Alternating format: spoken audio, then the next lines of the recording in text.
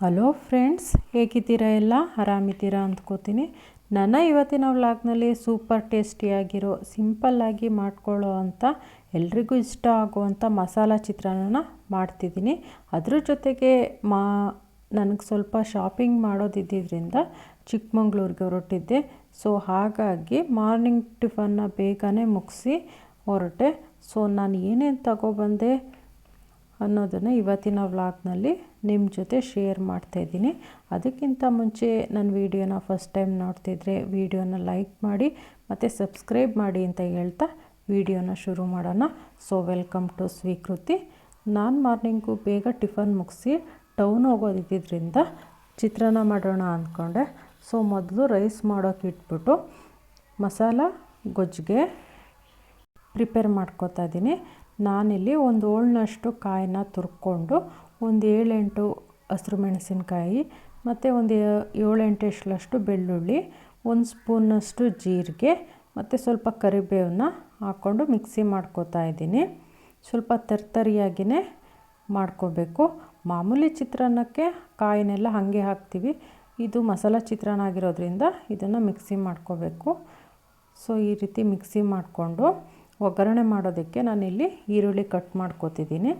ನಮ್ಮ ಮನೇಲಿ 3 ಜನಕ್ಕೆ ಬೇಕಾಗಿರೋ ಗೊಜ್ಜಾಗಿರೋದ್ರಿಂದ ನಾನು 2 ಈರುಳ್ಳಿ ತೊಗೊಂಡಿದ್ದೀನಿ. ನಿಮಗೆ ಜಾಸ್ತಿ ಬೇಕು ಅಂತಂದರೆ ಜಾಸ್ತಿ ಈರುಳ್ಳಿನ ಕಟ್ ಮಾಡ್ಕೋಬೋದು. ನಾನಿಲ್ಲಿ 2 ಈರುಳ್ಳಿನ ಚಿಕ್ಕದಾಗಿ ಕಟ್ ಮಾಡಿಕೊಂಡು ಒಗ್ಗರಣೆಗೆ ಕರಿಬೇವನ್ನು ಕಟ್ ಮಾಡ್ಕೋತಿದ್ದೀನಿ. ನಿಮಗೆ ಕೊತ್ತಂಬರಿ ಇಷ್ಟ ಇದ್ದರೆ ಕೊತ್ತಂಬರಿನೂ ಕಟ್ ಮಾಡ್ಕೋಬೋದು. ಈರುಳ್ಳಿ ಎಲ್ಲ ಕಟ್ ಮಾಡಾದಮೇಲೆ ಒಗ್ಗರಣೆಗೆ ಒಂದು ಬಾಣಲಿಗೆ ಎಣ್ಣೆ ಹಾಕ್ಬಿಟ್ಟು ಕಡಲೆ ಬೀಜನ ಮೊದಲು ಫ್ರೈ ಮಾಡ್ಕೋತೀನಿ. ಕಡಲೆ ಬೀಜ ಫ್ರೈ ಆದಮೇಲೆ ಅದನ್ನು ಎತ್ತಿಟ್ಟು ಅದೇ ಬಾಣಲಿಲಿ ಒಗ್ಗರಣೆಗೆ ಇಟ್ಕೋತೀನಿ. ಮೊದಲಿಗೆ 1 ಸ್ಪೂನ್ ಕಡಲೆಬೇಳೆ, 1 ಸ್ಪೂನ್ ಉದ್ದಿನಬೇಳೆ, ಒಂದು ಅರ್ಧ ಸ್ಪೂನಷ್ಟು ಸಾಸಿವೆ,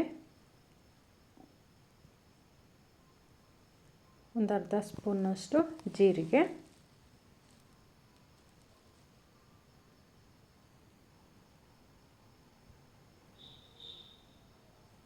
ಅದು ಸ್ವಲ್ಪ ಫ್ರೈ ಆದಮೇಲೆ ಕಟ್ ಮಾಡಿಟ್ಕೊಂಡಿದ್ದಂಥ ಈರುಳ್ಳಿ ಮತ್ತು ಕರಿಬೇವನ್ನ ಹಾಕ್ಕೊಂಡು ಫ್ರೈ ಮಾಡ್ಕೊತಿದ್ದೀನಿ.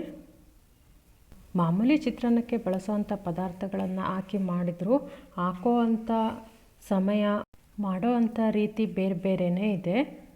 ಮಾಮೂಲಿ ನಿಂಬೆಹಣ್ಣಿನ ಚಿತ್ರಾನ್ನಕ್ಕಿಂತ ಟೇಸ್ಟ್ ತುಂಬಾ ಚೆನ್ನಾಗಿದೆ. ಈರುಳ್ಳಿ ಎಲ್ಲ ಫ್ರೈ ಆದಮೇಲೆ ಮಿಕ್ಸಿ ಮಾಡಿಟ್ಕೊಂಡಿದ್ದಂಥ ಕಾಯಿ ಮಿಶ್ರಣನ ಹಾಕಿ ಫ್ರೈ ಮಾಡ್ಕೋಬೇಕು. ಹಸಿ ವಾಸನೆ ಹೋಗೋ ತನಕ ಚೆನ್ನಾಗಿ ಬಾಡಿಸ್ಬೇಕು. ಅದ್ರ ಜೊತೆಗೆ 1 ಸ್ಪೂನಷ್ಟು ಶುಂಠಿ ಬೆಳ್ಳುಳ್ಳಿ ಪೇಸ್ಟ್ ಹಾಕಿ ಫ್ರೈ ಮಾಡ್ತಿದ್ದೀನಿ. ಒಂದು 5-6 ನಿಮಿಷ ಫ್ರೈ ಮಾಡಿದ್ರೆ ಸಾಕು. ಇನ್ಸ್ಟೆಂಟಾಗಿ ಮಾಡ್ಕೋಬೋದು, ಮನೇಲಿ ತುಂಬ ಜನ ಇದ್ದಾಗ ಮಾಡ್ಕೋಬಹುದು. ಅದು ಫ್ರೈ ಆದಮೇಲೆ ರುಚಿಗೆ ತಕ್ಕಷ್ಟು ಉಪ್ಪನ್ನು ಹಾಕಿ ಸ್ವಲ್ಪ ಅರಿಶಿನ ಹಾಕಿ ಒಂದು 5 ನಿಮಿಷ ಫ್ರೈ ಆದಮೇಲೆ ಎಲ್ಲನೂ ನೀಟಾಗಿ ಬೆಂದಾಗಿದೆ ಅಂದಮೇಲೆ ಕೊನೆಗೆ ಒಂದು 2-3 ಸ್ಪೂನಷ್ಟು ನಿಂಬೆಹಣ್ಣಿನ ರಸನ ಹಾಕಿ ತೆಗೆದಿಡಬೇಕು. ನಿಂಬೆಹಣ್ಣಿನ ರಸ ಹಾಕಿ ತುಂಬ ಕುದಿಸ್ಬಾರ್ದು. ಹಾಕಿ ಒಂದು 2 ನಿಮಿಷಕ್ಕೆ ತೆಗೆದಿಡಬೇಕು. ಸೊ ಈಸಿಯಾಗೂ ಇದೆ, ಡಿಫ್ರೆಂಟಾಗಿಯೂ ಇದೆ. ಮನೇಲಿ ತುಂಬ ಜನ ಇದ್ದಾಗ ಗೊಜ್ಜು ಒದಗುತ್ತೆ. ಸೊ ಎಲ್ಲರೂ ಒಂದು ಸಲ ಟ್ರೈ ಮಾಡಿ ಅಂತ ಹೇಳ್ತಾ ತಿಂಡಿನೆಲ್ಲ ಮುಗಿಸಿ ಮನೆ ಕೆಲಸ ಮುಗಿಸಿ ನಾನಿವತ್ತು ಚಿಕ್ಕಮಂಗ್ಳೂರಿಗೆ ಅಂತಂದ್ಬಿಟ್ಟು ಹೊರಟಿದ್ದೆ. ಸೊ ನಾನು ಮೊದಲು ಹೋಗಿದ್ದು ಗಿಫ್ಟ್ ಶಾಪ್ಗೆ. ಸೊ ಅಲ್ಲಿ ವೀಡಿಯೋ ಮಾಡೋದಕ್ಕೆ ಆಪ್ಷನ್ ಇರಲಿಲ್ಲ. ಸೊ ವೀಡಿಯೋ ಮಾಡೋಕ್ಕಾಗಿಲ್ಲ. ಬಟ್ ಏನೇನು ತಂದಿದ್ದೀನಿ ಅನ್ನೋದನ್ನು ತೋರಿಸ್ತೀನಿ. ಅಲ್ಲಿಂದ ಕಟ್ ಪೀಸ್ ಅಂಗಡಿಗೆ ಹೋಗಿದ್ದೆ. ಒಂದು ಬ್ಲೌಸ್ ಸ್ಟಿಚ್ ಮಾಡ್ಕೊಳ್ಳೋದಿತ್ತು. ಸೊ ಪೀಸ್ ಥರನ ಅಂತಂದ್ಬಿಟ್ಟು ಇಲ್ಲಂತೂ ವೆರೈಟಿ ಆಫ್ ಪೀಸಸ್ ಇದೆ. ನನ್ನ ಶಾಪಿಂಗ್ ಮುಗಿಸ್ಕೊಂಡು ಮನೆ ಕಡೆ ಹೊರಟ್ರೆ ನೋಡಿದ್ರೆ ಹಬ್ಬದ ಟೈಮ್ ಆಗಿರೋದ್ರಿಂದ ರೋಡ್ ಸೈಡೆಲ್ಲ ಫುಲ್ಲು ಅಂಗಡಿಗಳು. MG ರೋಡ್ ಅಂತೂ ಫುಲ್ ಬ್ಯುಸಿನೇ ಆಗಿತ್ತು ಅಂತ ಹೇಳ್ಬಹುದು. ಅಂಗಡೀಲಿ ಸಿಗೋ ವಸ್ತುಗಳೆಲ್ಲ ಕಮ್ಮಿ ರೇಟ್ಗೆ ರೋಡ್ ಸೈಡಲ್ಲೇ ಬಂದುಬಿಟ್ಟಿದ್ದು. ಸೊ ಹಬ್ಬದ ಟೈಮಲ್ಲಂತೂ ಹೋದರೆ ತುಂಬಾ ಬ್ಯುಸಿ ಇರುತ್ತೆ. ನಮ್ಮ ಮನೆಗಳಲ್ಲಿ ಎಲ್ಲನೂ ಇದೆ, ಸಾಕಪ್ಪ ಇರೋದೇ ಅಂದ್ಕೋತೀವಿ. ಆದರೆ ಬೇರೆಯವ್ರ ಮನೆ ಅಥವಾ ಬೇರೆಯವ್ರ ಲಾಗ್ ನೋಡಿದಾಗಲೇ ಗೊತ್ತಾಗೋದು, ನಾವು ಅದನ್ನು ತಗೋಬೇಕಿತ್ತು ಇದನ್ನು ತಗೋಬೇಕಿತ್ತು ಅಂತ. ಸೊ ನಮ್ಮ ಮನೇಲಿ ಎಷ್ಟೇ ಇದ್ದರೂ ನಾನಿವತ್ತು ಇನ್ನೂ ಎಕ್ಸ್ಟ್ರಾ ಆಗಿ ಏನೇನು ತೊಗೊಂಬಂದಿದ್ದೀನಿ ಅನ್ನೋದನ್ನು ನಿಮ್ಮ ಜೊತೆ ಶೇರ್ ಮಾಡ್ತಾಯಿದ್ದೀನಿ. ನೋಡಿ ಎಷ್ಟು ಐಟಮ್ಸ್ ತಂದಿದ್ದೀನಿ. ಏನೇನು ತಂದಿದ್ದೀನಿ, ಎಷ್ಟು ಪ್ರೈಸ್ ಅನ್ನೋದನ್ನು ಹೇಳ್ತೀನಿ.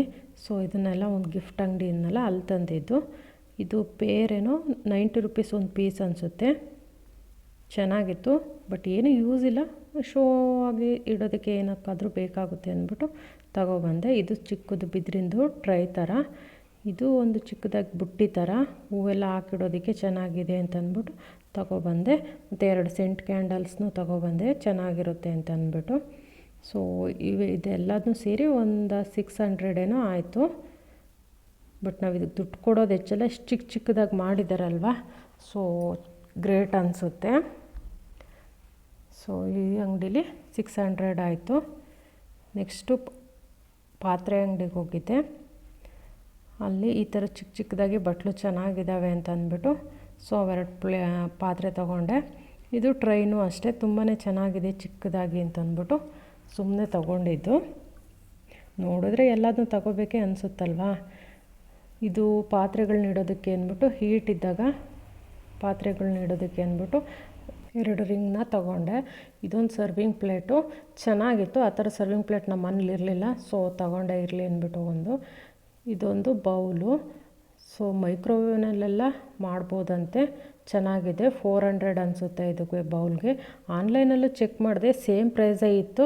ಬಟ್ ಆನ್ಲೈನಲ್ಲಿ ಯಾವ ಸೈಜಿಗೆ ಬರುತ್ತೆ ಅನ್ನೋದು ಗೊತ್ತಾಗಲ್ಲ, ಸೊ ರಿಸ್ಕ್ ಬೇಡ ಅಂದ್ಬಿಟ್ಟು ಅಂಗಡಿಯಲ್ಲೇ ತೊಗೊಬಂದೆ. 400 ಅದು. ಚೆನ್ನಾಗಿದೆ ಬೌಲು, ಸರ್ವಿಂಗ್ ಬೌಲು. ಇವೆರಡು ಪಿಂಗಾಣಿ, ಇದನ್ನು ರೋಡ್ ಸೈಡೇ ತೊಗೊಂಡಿದ್ದು. ಪಿಂಗಾಣಿ ಐಟಮ್ಸ್ ನಮ್ಮ ಮನೇಲಿ ಒಂದೂ ಇರಲಿಲ್ಲ, ಸೊ ಇರಲಿ ಅಂದ್ಬಿಟ್ಟು ಎಲ್ಲರೂ ಯೂಸ್ ಮಾಡ್ತಾರಲ್ವ ಅಂದ್ಬಿಟ್ಟು ತೊಗೊಬಂದೆ. ತುಂಬ ಹುಷಾರಿಯಾಗಿಯೇ ಯೂಸ್ ಮಾಡಬೇಕು ಇವನ್ನ. ಸೊ 2 ಪಿಂಗಾಣಿದು ಬಾಟಲ್ಗಳನ್ನ ತೊಗೊಬಂದೆ. ಮತ್ತು ಇದೂ ಅಷ್ಟೇ ಚೆನ್ನಾಗಿದೆ ಅಂದ್ಬಿಟ್ಟು ಹೂಪಾಟು, ಸೊ ಇವನ್ನೂ 2 ತೊಗೊಬಂದೆ. ಇವೆರಡರಿಂದ ಪೇರ್ 90 ರುಪೀಸು. ಇದೊಂದು ದೊಡ್ಡದು ಡೈನಿಂಗ್ ಟೇಬಲ್ ಮೇಲೆ ಚೆನ್ನಾಗಿರುತ್ತೆ ಅಂತ ಅಂದ್ಬಿಟ್ಟು 200 ಏನೋ ಆಯಿತು. ಸೊ ಇವನ್ನೆಲ್ಲ ಒಂದು ಕಡೆ ತೊಗೊಬಂದೆ. ಸೊ ಇಷ್ಟು ನಾನು ತಂದಿದ್ದಂಥ ಶಾಪಿಂಗು. ಸಂಜೆ ಟೈಮ್ ನಾನು ಡೈಲಿ ವಾಕ್ ಅಂತೂ ಮಾಡ್ತೀನಿ, ಸೊ ಇವತ್ತು ವಾಕಿಂಗಿಗೆ ಅಂತ ಹೊರಟೆ. ಇದೇ ನನ್ನ ವಾಕಿಂಗ್ ಪ್ಲೇಸು. ಮನೇಲಿ ಇದ್ದು ಬೋರ್ ಆಗೇ ಆಗಿರುತ್ತೆ ಎಲ್ಲರಿಗೂ. ಸೊ ಸಂಜೆ ಟೈಮ್ ಒಂದು ವಾಕ್ ಮಾಡಿದ್ರೆ ಆ ಸುತ್ತಮುತ್ತ ಇರೋವಂಥ ಗಿಡ ಮರ ಹೂಗಳನ್ನೆಲ್ಲ ನೋಡಿದ್ರೆ ಮೈಂಡ್ ಎಷ್ಟೋ ಫ್ರೆಶ್ ಅನಿಸುತ್ತೆ. ಸೊ ನಾನು ವಾಕಂತೂ ಮಿಸ್ ಮಾಡಲ್ಲ, ಡೈಲಿ ಹೋಗ್ತೀನಿ. ಏನಾದರೂ ಕೆಲಸ ಇದ್ದಾಗ ಅಷ್ಟೇ ಮಿಸ್ ಆಗೋದು. ನೋಡಿ ಎಷ್ಟು ಚೆನ್ನಾಗಿದೆ ಗಿಡಗಳೆಲ್ಲ.